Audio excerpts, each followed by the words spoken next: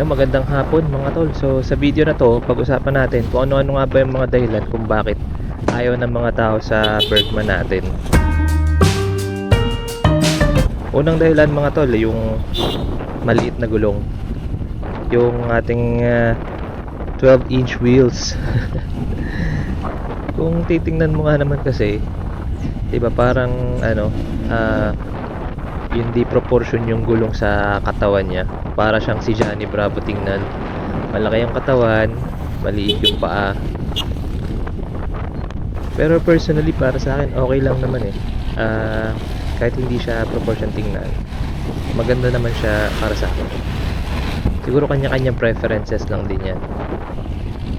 Problema pa sa malitang gulong, pag napadaan ka sa lubak-lubak o kaya sa mga uneven roads, yung mga hindi pantay na kalsada, ramdam na ramdam mo talaga.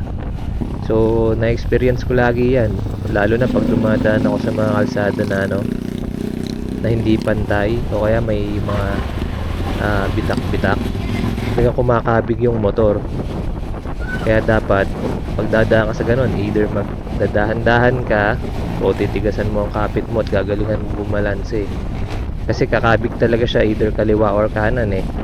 Tapos syempre isa pa, dahil nga maliit ang gulong nito, kukunti lang yung mga options, kukunti yung mabibilhan mo. Di tulad dun sa mga medyo mas malalaking gulong, maraming mabibilhan. Pero advantage naman ito, dahil nga maliit ang gulong niya, madali siya iliko-liko lalo na sa traffic.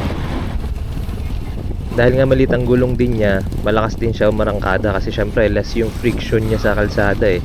Kaya mas maganda yung acceleration niya. Tapos syempre, kaya siguro ginawa ng Suzuki na maliit din ang gulong, kasi nga para ma-improve palalo yung fuel efficiency niya. Kasi syempre, ayon na rin kay ChatGPT, kung maliit ang gulong, nare-reduce niya yung rolling resistance. Kaya nangyayari, mas maganda yung fuel economy niya. Pangalawang dahilan mga tol, yung seat height niya. Masyado kasing mataas eh, kumpara mo sa iba. So halos kapantay ito ng Mio Gravis pagdating sa seat height na nasa 780 mm ang taas. 5'6" ako eh. Pag ilalapat ko yung dalawang paa ko, tikdi talaga. Tumitikdi pa rin ako kahit pa paano.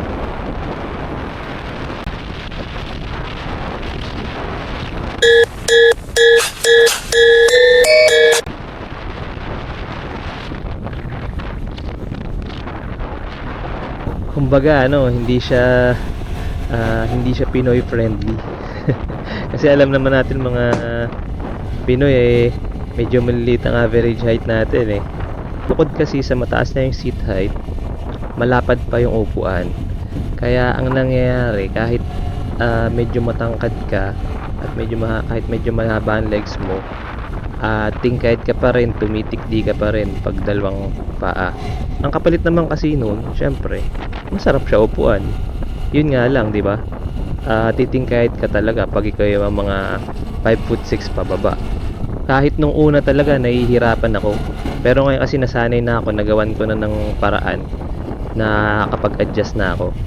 So ako, ang ginagawa kong paraan, pag alam kong traffic tapos titigil na ako, habang dahan-dahan akong napreno, sumasandal na ako dito sa left side ko, para pag once na tumigil ako, ilalabas ko na yung left foot ko para ituon. Para pag tigil mo kasi, pag kasi sumandal ka sa kaliwa, pag tigil mo, syempre yung momentum mo, ang bagsak mo pakaliwa din. Para at least ayun, flat footed ako pag isang paa lang yung gamit ko.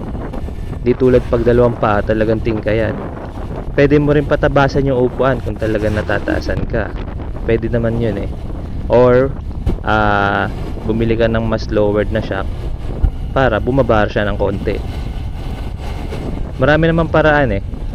Kung para sa akin lang, kung gusto mo talaga tong motor na to, pwede naman gawa ng paraan yung seat height.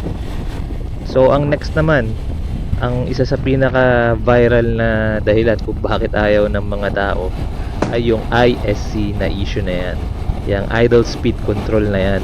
Ito talaga yung pinaka-common na reklamo ng mga tao, lalo na ng mga users, ng mga owners ng Bergman. Talagang madalas kasi nangyayari yan eh. Salamat na lang sa Diyos at hindi ko pa yan na-experience, sa totoo lang. Ginagawa ko rin kasi talaga, sinusunod ko yung payo nung mechanic ko sa pinagbilhan ko na ano nga daw, patapusin yung animation pati yung vibration doon sa upuan. Once na i-turn on mo yung motor, may animation 'di ba sa panel, tapos ramdam mo yung vibration sa unahan. Yun yung ISC na nagka-calibrate siya, kaya siya nagba-vibrate. Kaya siguro usually ang nangyayari sa mga nagkakaroon ng ISC issue, once na tinurn on nila yung motor, ini-start agad nila, hindi pa nakakapag-calibrate yung ISC. Kasi na-experience ko din pag tinurn on mo yung susi, pag tinurn on mo yung motor, tapos na-i-atras mo ng kaunti yung motor, tumitigil yung animation tapos tumitigil din yung vibration. Ibig sabihin, hindi siya natapos mag-calibrate. Kaya ang ginagawa ko na ngayon, pagka turn on ko ng susi, so hawak sa preno para hindi gumalaw yung motor, tapos patapusin yung animation at saka yung vibration, tsaka ko pa lang siya i-start. Kasi ang hirap, kung isipin mo, hirap talaga ng issue na yan. Kasi yung mga nababasa ko sa Facebook tsaka sa mga forum, ang nangyayari talaga pag nagkaroon ng ISC issue, yung ayaw na mag-start ng motor, hirap na mag-start, o kaya pag pag umaandar ka at nakapiga ka sa gas, okay siya. Tapos pag nasa idle position na yung si linyador, namamatay siya. Yun yung mga common na na nababasa ko sa mga forum tsaka sa Facebook. Ayaw mag-start tsaka nag-i-stall nga yung motor nila. Nababasa ko yung iba, ang solusyon nila dyan sabi nung iba, i-on at off mo ng mga 10 beses. Pero kada isang beses na yon, papatapusin mo yung animation pati yung vibration para kapag calibrate siya. So ulitin mo lang daw yun ng 10 beses. Sabi naman nung iba, maglagay nung parang ng parang interior, yung interior bibilugin mo, tapos ilalagay mo dun sa may sa may spring ng ISC. Yung iba naman papalit ng manual ISC o kaya ng pang NMAX at Aerox na ISC. Sabi naman ng iba, pumunta daw sa mga kahit sa ang Suzuki branch at magpa-update nga ng ECU software kasi outdated na daw yung dati, yung sa pinakauna. Pero hindi ko pa siya na-experience kaya hindi ko kayo mabibigyan ng tamang payo. So pag na-experience ko siya, testing ko lahat ng mga solusyon na nababasa ko, titingnan ko kung ano yung talagang mas gumagana. Pero as much as possible, sabi nga, prevention is better than cure.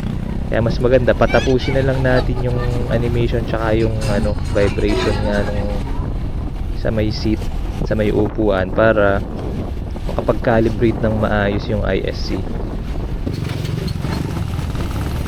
So bale yun nga, yun lang naman halos yung mga dahilan kung bakit inaayawan ng mga tao yung itong Bergman natin.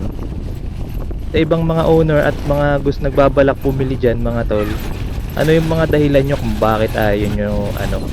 bakit ayaw nyo dito sa Bergman?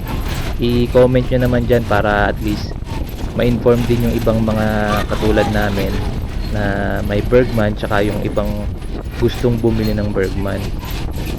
Disclaimer lang mga tol, lahat ng mga pinagsasabi ko dito ay sariling opinion ko lang, sariling experience na shinare ko lang sa inyo.